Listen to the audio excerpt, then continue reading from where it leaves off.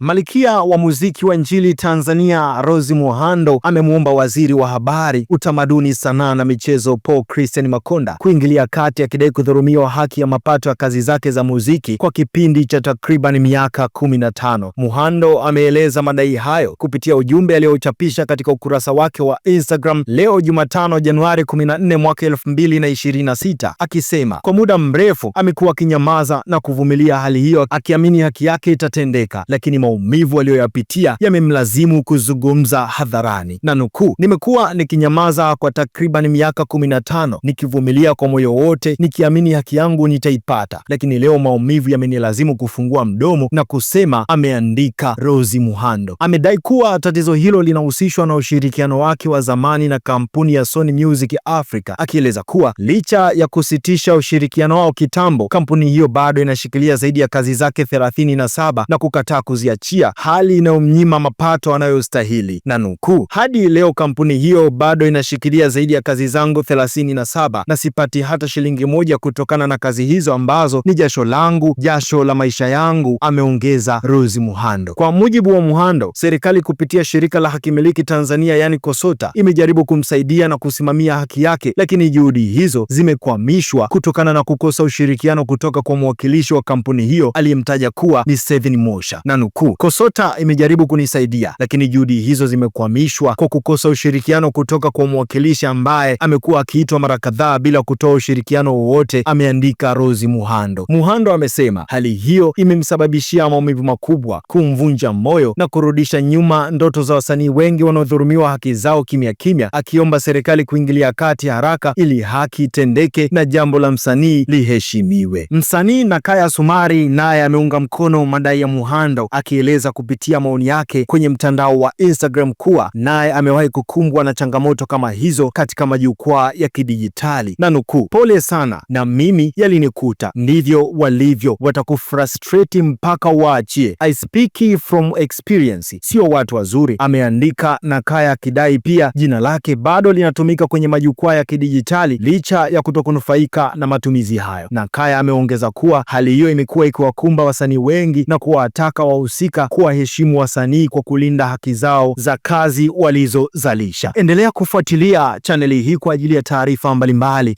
Mimi ni Jesse Daniel Tunuka, Kilimanjaro.